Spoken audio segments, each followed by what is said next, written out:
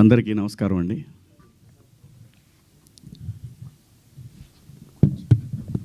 టీవీలు చూస్తున్న, social media ప్లాట్ఫామ్స్లో వీక్షిస్తున్న ఆడపడుచులందరికీ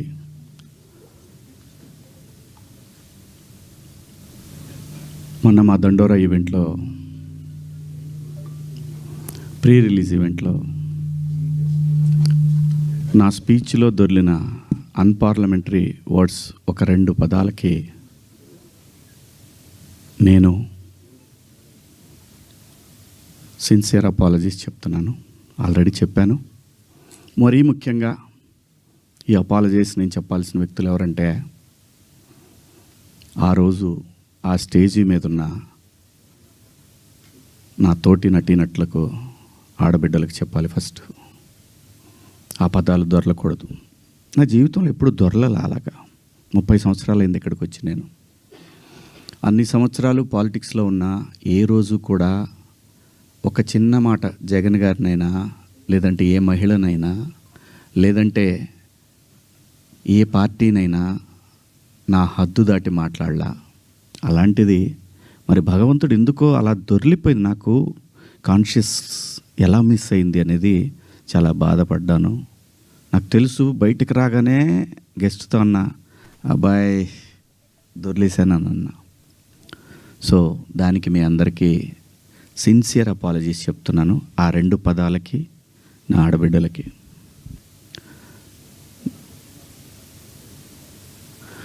ఇక నేను ఇచ్చిన స్టేట్మెంట్కి మాత్రం కట్టుబడే ఉన్నాను. దాంట్లో ఎవరికి భయపడేదే లేదు. ఆ 2 పదాలు మాత్రం unparliamentary. From my soul I regret. అవి మాట్లాడటం తప్పు. Apologies very clear. ఇక మా దండోరా సినిమా గురించి మాట్లాడతాను. దాని తర్వాత మీరు ఎవరు అడగాలనుకుని అడగచ్చు. ఎందుకంటే 2 రోజుల నుంచి దాదాపు 36 అవర్స్ అయింది నేను పడుకొని. 2 రోజుల నుంచి నేను ఈ ప్రమోషన్స్లో నేను పార్టిసిపేట్ చేయలేకపోయాను. ఓ ప్రొడ్యూసర్ నమ్మి మన మీద సినిమా ఇచ్చి ఖర్చు పెట్టాడు, రాలేకపోయాను. అంటే నాలోనే అంతర్మదనం, ఎందుకు ఇలా జరిగింది. అన్ని సంవత్సరాలు పాలిటిక్స్లో మాట్లాడినా ఎప్పుడు తప్పు మాట్లాడాను నేను. ఎందుకు ఇలా జరిగింది, ఏమైంది అని అనిపించింది. సో అందుకే రాలేకపోయాను. సో రేపు రిలీజ్ అవుతా ఉంది కాబట్టి ఖచ్చితంగా మాట్లాడాలి. ప్రొడ్యూసర్ గారితో చెప్పి, సార్ నేను సినిమా ప్రమోషన్కి వస్తానని చెప్పి, ఈ ప్రెస్ మీట్ అంటే ఆయన అన్నారు, ఎందుకులేండి అనవసరంగా మళ్ళీ కాంట్రవర్సీ అవుతుంది. లేదు, మీ దగ్గర డబ్బులు తీసుకున్నాను కాబట్టి నేను ఖచ్చితంగా మీ సినిమాకి నేను నా వంతు నేను ప్రమోషన్ చేయాలి అని చెప్పాను. అలా రేపు 25వ తారీఖు క్రిస్మస్ నాడు రిలీజ్ అవుతుంది ప్రపంచవ్యాప్తంగా ఈ సినిమా. తప్పకుండా మీ దగ్గరలో ఉన్న థియేటర్లో మీకు వీలైతే చూడండి. ఒక మంచి సినిమా. సమాజాన్ని పట్టి పీడిస్తున్న కాస్ట్ సిస్టమ్ మీద, ప్రేమ పట్ల ఉన్న వ్యతిరేకత తరతరాలుగా నడుస్తున్నా కూడా భవిష్యత్తులో కూడా నడుస్తుంది. ఆ వ్యతిరేకత కుటుంబాల నుంచి వాటిని గాఢంగా గట్టిగా స్పృశించింది ఈ కథ. అలాగే అసమానతలు, ఈ మనుషులు ఉన్నంత వరకు ఉంటాయి అసమానతలు. ఎన్నోసార్లు చెప్పే ఉంటారు, అయినా మనుషులు మారతారేమో అనే ఆశతోటి పని చేసుకుంటా పోవాలి, నెక్స్ట్ తరాలకి అందించి మనం వెళ్ళిపోవాలి. అలా చేసిన సినిమా ఇది. అలాంటి ఒక మంచి కథతో, కొన్ని యథార్థ సంఘటనలతో బేస్ చేసి చేసిన సినిమా. ఈ సినిమాకి పనిచేసిన ఆర్టిస్టులు అందరూ కూడా చాలా గొప్పగా చేశారు, చెప్పాను మొన్న. అలాగే ఈ సినిమాకి పనిచేసిన మ్యూజిక్ డైరెక్టర్ కానివ్వండి, ఆర్ట్ డైరెక్టర్ కానివ్వండి, ప్రతి ఒక్కళ్ళు కూడా నేటివిటీని ఆ 1998,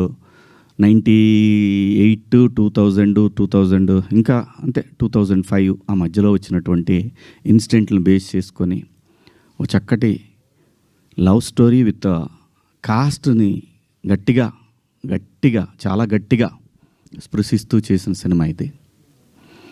సో దగ్గరలో ఉన్న థియేటర్లో మీరందరూ వెళ్ళి చూడండి. పండగే కాబట్టి అందరూ వెళ్ళి చూస్తారని ఆశిస్తూ, సినిమాని ఒక మంచి సినిమాని, ఒక మంచి పాత్ర నాకు ఇచ్చినందుకు నిర్మాతకు, అలాగే దర్శకుడికి అందరికీ పేరు పేరున నా ధన్యవాదాలు. ఇంకా కమింగ్ టు ద పాయింట్, ఇది నా వ్యక్తిగతం. ఇక్కడి నుంచి నేను చెప్పేదంతా కూడా వ్యక్తిగతం.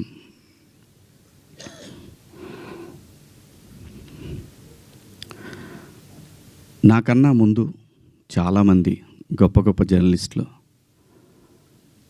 లైక్ గంగాధర్ శాస్త్రి గారు కానివ్వండి, తెలుగు జాతి మొత్తం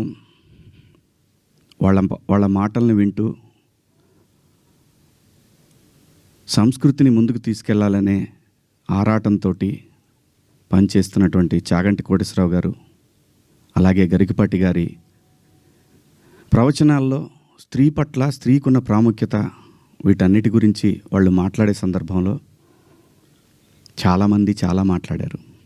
మరీ ముఖ్యంగా సినిమా ఇండస్ట్రీ గురించి కూడా అలాంటివి చేయొద్దు, మీరు అలా చేయటం వల్ల, అలా ఉండటం వల్ల, అలాంటి కట్టుబొట్టు వల్ల బయట సినిమాలో ఎలాగైనా చేసుకోండి, మీరు దానికి సెన్సార్ ఉంటుంది కాబట్టి మీరు పరిధులు దాటలేరు, బయటకు వచ్చిన తర్వాత మీరు ఇబ్బందులకు గురవుతారనే విషయాన్ని పదే పదే ఎంతోమంది పెద్దవాళ్ళు, సంస్కృతి సంప్రదాయాల పట్ల అవగాహన ఉన్నవాళ్ళు జనరేషన్స్కి చెప్తూనే వచ్చారు.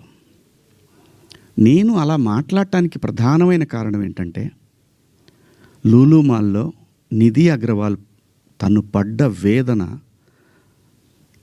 తన కారులోకి వచ్చిన తర్వాత తను ఎంబ్రాసింగ్గా ఎలా ఫీల్ అయిందో అది నా మైండ్లోంచి పోలేదు.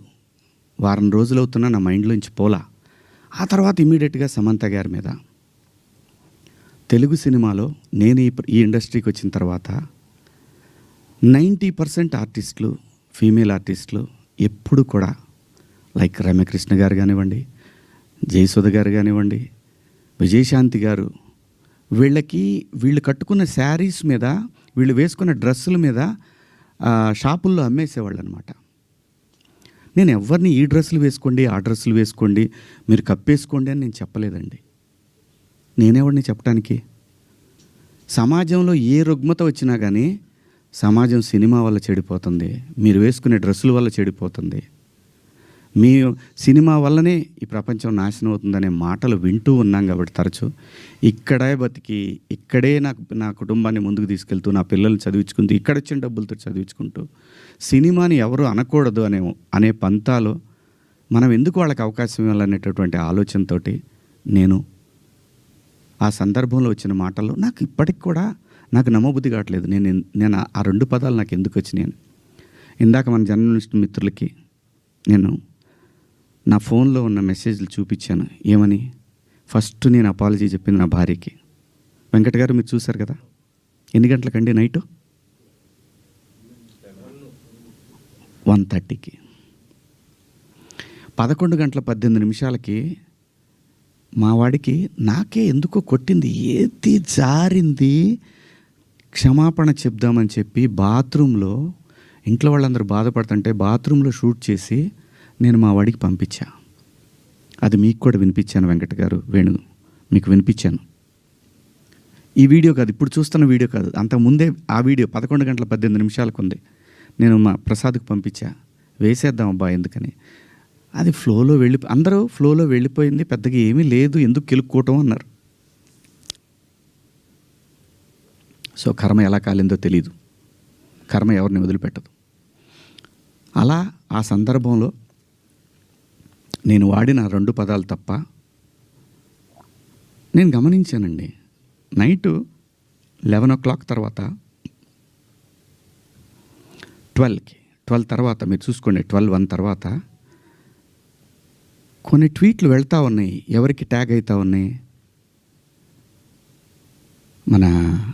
నాకు నిద్ర లేదు, పేర్లు కూడా గుర్తురాట్లా, స్త్రీల సమస్య మీద మాట్లాడుతూ ఉంటే మన రాహుల్ వైఫ్ చిన్మయి గారు ఆవిడకి వెళ్తూ ఉన్నాయి, ఆవిడకి ట్యాగ్ చేస్తూ ఉన్నారు. ఇక్కడి నుంచే మొత్తం ట్యాగ్ చేస్తూ ఉన్నారు. ఆ తర్వాత మన అనసూయ గారికి ట్యాగ్ చేస్తూ ఉన్నారు. ఎందుకు చేస్తున్నారు నాకు అర్థం కాలేదు. సర్లే ఏదో పాపం ఆవిడ మాట్లాడుతూనే ఉంటుంది ప్రతిసారి కూడా, తప్పేం లేదు. నా తరఫు నుంచి 2 పదాలు దొరికినాయి కాబట్టి ఐ హ్యావ్ టు బేర్. ఏదైనా బేర్ చేయాల్సిందే. మనం దాన్ని ఓట్రిచ్చి కొట్టినా దానివల్ల ఏం ప్రయోజనం లేదు. ఎందుకంటే తప్పు నా వైపు ఉంది కాబట్టి నేను సర్దుకొని వెళ్ళాలి, తప్పదు. క్షమాపణలు చెప్పాను, ఇంకా చెప్తాను కూడా ఆ 2 పదాలకి. నేను ఎప్పుడు సెట్ అవుతానో నాకు తెలియదు, నా మైండ్ ఎప్పుడు సెట్ అవుతుందో తెలియదు. అటువంటి పరిస్థితిలో ఉన్నా. నేను నా భార్య అయితే అసలు నువ్వు ఇలాంటి స్టేటస్లో ఉంది. ఎందుకంటే ఎవరికైనా ఫ్యామిలీయే ముఖ్యం. తను రేపొద్దున వాళ్ళ బంధువుల్లో ఇదేంటి ఇలా మాట్లాడాడు శివాజీ అంటే తను ఎంబ్రాసింగ్గా ఫీల్ అవుతుంది కదా. నా పిల్లలు వాడి ఫ్రెండ్స్ ఇదేంట్రా మీ నాన్న ఇలా మాట్లాడు, విచ్ ఈజ్ హర్టింగ్. నా ఇంటెన్షన్ బ్యాడ్ లేదు. ఇంకొకటి, 30 సంవత్సరాల నుంచి నేను ఇక్కడ ఉంటున్నాను, ఏ రోజు నా దగ్గర నుంచి తప్పు జరగలేదు. ఆవేశంగా ఒక లెటర్ మాకు వెళ్ళిపోయింది. వెళ్ళిన తర్వాత వాళ్ళు డిస్కస్ చేయొచ్చు, ఏమని, కాదండి ఒకసారి శివాజీ తోటి మాట్లాడి ఆయనతోనే పెట్టిద్దాం ఒక అపాలజీ లెటర్ అని వాళ్ళు చెప్పొచ్చు. ఇవేవి జరగల. ఎవరికాళ్ళు ఆవేశంగా government of Andhra Pradesh, government of Telangana, CC to CP, CC to మహిళా commission, CC to PM, CC to international affairs. Why? ఒక్క మాట నన్ను అన్న ఏందన్న ఇట్లా మాట్లాడు, సారీ అమ్మ. నాకెవరు ఫోన్ చేయలేదు. ఒక సుప్రియ గారు సాయంత్రం ఫోన్ చేస్తే, అయ్యో శివాజీ గారు ఏంటి, సారీ అమ్మా నేను పొరపాటున 2 పదాలు దొరికినాయి. అవునండి, ఐఎమ్ కంప్లీట్లీ రిగ్రెటింగ్గానే ఉందమ్మా, నాకు ఐఎమ్ వెరీ సారీ. నాకు ఇప్పటికి కూడా అర్థంగా నేను ఎలా మాట్లాడాను ఆ 2 పదాలు. అసలు నేను బయట బూతులే మాట్లాడనంటే మాట్లాడతానండి, మన అందరం మాట్లాడతామండి, అర్థం పర్థం లేని మాటలు మాట్లాడుకుంటాం. కానీ ఒక వేదిక, ఒక పద్ధతి, జనరేషన్స్కి మనమే చెప్పాలి కాబట్టి, మన పిల్లలకి చెప్పాలి కాబట్టి. ఆవిడ సరే అండి పెట్టేసేయండి అయిపోయింది. నేను ఇచ్చేసాను, అప్పటికే నేను పంపించేశానమ్మా అప్పుడు. ఎందుకంటే వాళ్ళందరూ నాకు తెలుసు, నన్ను అన్నాను అని పిలుస్తారు. ఒక్క మాట నన్ను అడిగుంటే, ఒక్క మాట నేనన్నా మిస్బిహేవ్ చేశానండి ఎవరితోన్నా? ఎప్పుడన్నా మీరు ఏ ఆర్టిస్ట్ అయినా సరే, ఇప్పటికీ భూమిక గారితో చేస్తాను, మేడం అని పిలుస్తా, లయమ్మ అంట, రంభ గారితో చేశాను, సంగవి గారితో చేశాను, పెద్ద పెద్ద ఆర్టిస్టులతో చేశాను. ఇంత చిన్న మిస్బిహేవ్ చేయలేదు, చెయ్యను కూడా. ఎందుకంటే ఏదో ఒక రోజు ఇది మనకి గుదిబండై కూర్చుంటుంది. అందుకని నా నేను ఎప్పుడు కూడా అసలు అమ్మాయిలతో దగ్గర కూడా ఎవరైనా కనపడ్డా కానీ యాటిట్యూడ్ అనుకుంటారు, ఎందుకంటే దూరంగా ఉంటా. ఏమో ఏ దరిద్రం ఎలా మనం నెత్తికెక్కించుకోవాల్సి వస్తుందో, వాళ్ళు ఎక్కడ బాస్ ఫాలో అవుతారా పిల్లల్ని, అది నా క్యారెక్టర్. నేను నా క్యారెక్టర్ని చెప్పుకొని మనం హైలైట్ అవ్వాలనే ఉద్దేశం నాకు లేదు. జరిగిన తప్పుని నేను ఎక్స్ప్లెనేషన్ ఇవ్వాల్సిన బాధ్యత నా మీద ఉంది మీ అందరి దగ్గరికి వచ్చి, అలాగే చూస్తున్న వాళ్ళ ప్రేక్షకులకు కూడా చెప్పాల్సింది. కానీ నిన్న మీరందరూ పెట్టారు, మీరందరూ లైవ్లు పెట్టారు, ప్రజల స్పందన మీరు చూశారు. అంతర్మాత్రం చేత నాకు సపోర్ట్ ఉంది నేను చెప్పట్లేదు. ఉన్నా సరే నేను మాట్లాడిన తప్పు ఇది చాలా దూరం క్యారీ ఫార్వర్డ్ చేస్తాం. ఇంకో హీరోని అడుగుతారు, ఇలా అన్నాడు శివాజీ, క్షమాపణ చెప్పాడు కదయ్యా అని అంటారు. ఇది వెళుతూనే ఉంటుంది నిరంతరం, కొన్నాళ్ళు ఇంతకన్నా పెద్ద ఇష్యూ వచ్చే వరకు కదా. అలాగే ఒకవేళ ఆ లూలు మాల్లో నిధి అగర్వాల్ పాపం ఆ పిల్ల బట్టలు ఏదన్నా ఒకటి జారితే ఆ అమ్మాయి జీవితకాలం ఆ వీడియోలు ఉంటాయి కదండి, తీమన్నా తీస్తారండి ఎవరన్నా? నన్ను చాలా ప్రొవోక్ చేసింది ఆ ఒక్క సిచ్యువేషనే. నేను మా సమంత గారిది నేను చూడలేదు, అయ్యింది అని అన్నారు. నేను అంటాను, మీరంతా ఇప్పుడు నేను చెప్పిన మాట ఏంటి, అమ్మా మనకెందుకు ఈ దరిద్రం, ఇట్లా జనంలోకి వెళ్ళినప్పుడు కాస్త మంచి బట్టలు మీరు ఏమన్నా వేసుకోండి, చీరలు కట్టుకుంటారు. ఇప్పుడు మీరు వచ్చారమ్మా, చక్కగా నిండుగా వచ్చారు, ఎందుకు వస్తారు? మనకంటూ మనం ఒక చోటుకి వెళ్ళినప్పుడు మనకే ప్రమాదం లేకుండా మనల్ని ఎవడో విమర్శించకుండా బయటపడాలనేది ఉద్దేశం. అది నా ఇంటెన్షన్. శిక్ష వేసేవాడు కూడా ఫస్ట్ ఇంటెన్షన్ చూస్తాడు, ఇది ఏ ఇంటెన్షన్తో మాట్లాడాడు. జడ్జి అయినా, ఈవెన్ కేసు తీసుకునే SI అయినా ఉమెన్ కమిషన్ దాకా పోవాలన్నా అయితే ఈ 2 పదాలు. నాకంటే పెద్ద పదాలు ఎవరు వాడలేదా ఈ పరిశ్రమలో? నాన్నే ఎందుకు మీరు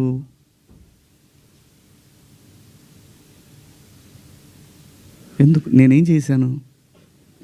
అమరావతి రైతులు ఆడవాళ్ళ మీద బూటు కాలేసి తొక్కినప్పుడు నేను మాట్లాడా, నేను నిలబడ్డా, ఎన్నో సందర్భాల్లో నిలబడ్డా. జంజీ కోసం ఫైట్ చేశాను నేను. రాబోయే తరాలైరా ఇవన్నీ, మీరు తినేస్తారంటరా అని అడిగాను నాయకుల్ని. మీరందరూ కూడా మన పేపర్లో కానీ లేదని కానీ ఎప్పుడైనా సరే ఒక మిస్ వార్త ఏదన్నా గబుక్కన మనం టీవీలో ప్రజెంట్ చేసినా కూడా సవరణ అని ఒకటి ఇస్తారు మీరు. మనుషులు మనం సమర్థించుకోవట్లా, పొరపాటు జరిగింది అని చెప్తున్నాను నేను. దానికి మీరందరికన్నా కూడా ఎంత ఇది ఉందో కానీ నేను ఎప్పటికి సెట్ అవుతాను నాకు తెలీదు. నా వేదన అంతా ఆ చిన్మయ్య గారి దగ్గర నుంచి అలా అలా అలా అలా అలా వెళ్ళి ఉమెన్ కమిషన్కి వెళ్ళిపోయి వాళ్ళు నాకు మెసేజ్ పెట్టి నువ్వు 27వ తారీఖు మా దగ్గర అటెండ్ కావాలి అని. అమ్మ నేను ఆల్రెడీ క్షమాపణ చెప్పాను, వన్స్ మేము రిలీజ్ చేసిన తర్వాత రావాలి. వెళ్తా, చట్టాన్ని గౌరవించాలి, ఖచ్చితంగా వెళ్తా. వెళ్ళి ఒక అపాలజీ లెటర్ ఇస్తా, నాకేం ప్రాబ్లం లేదు, నేనేం సిగ్గుపడను. నేను తప్పు చేసినప్పుడు క్షమాపణ చెప్పడంలో తప్పేముంది? ఏమీ తప్పులేదు. ఇష్టం వచ్చినట్టు మాట్లాడుకుంటున్నారు. ఒక బార్కి వెళ్తే డ్రెస్ కోడ్ ఉంటుందండి, ఒక పబ్కి వెళ్తే డ్రెస్ కోడ్ ఉంటుంది. షూ లేకుండా లోపలికి రానీడు. కొన్ని పబ్బుల్లో అయితే గర్ల్ ఫ్రెండ్ లేకుండా రానీడు. నేనేమన్నాను? మనిషి ఆదిమానవుడు కోతి నుంచి మనిషిగా రూపాంతరం చెందిన తర్వాత ఇంగితం ఎక్కడ స్టార్ట్ అయిందంటే ఈ శరీర భాగాలు కనపడటం కరెక్ట్ కాదే, ఏదోటి కట్టుకోవాలి అనే జ్ఞానం అమ్మకు వచ్చిందో నాన్నకు వచ్చిందో తెలీదు, వచ్చింది. అలా అలా బట్టలు తయారు చేసుకునే లెవెల్కి వచ్చి బట్టలు కప్పుకోవటం, బట్టలు వేసుకోవటం దాకా వచ్చింది. మంచివి వేసుకోమంటాం తప్ప అండి? కాదు, ఇదేం సిస్టము, ఆ సిస్టమ్కే పోతామన్న వాళ్ళు పోవచ్చు, ఎవరూ తప్పేం లేదు. ఎవరిష్టాలు వాళ్ళై. ఇక్కడ నాకు కాన్స్టిట్యూషన్లోని సెక్షన్స్ గురించి చెప్తా. ఈ సెక్షన్ ప్రకారం మహిళల్ని అని చెప్పి టిఎఫ్ఐ ఉమెన్ వింగ్ పెట్టారు. చట్టం నాకు తెలుసు, కాన్స్టిట్యూషన్ చదువుకున్నాను. భారత రాజ్యాంగము హక్కులతో పాటు బాధ్యతలు కూడా ఇచ్చింది. న్యాయమూర్తి దగ్గర ఒక కేసు వెళ్ళినప్పుడు దాని తాలూకా ఇంటెన్షన్ చూస్తాడు. Provoking also crime.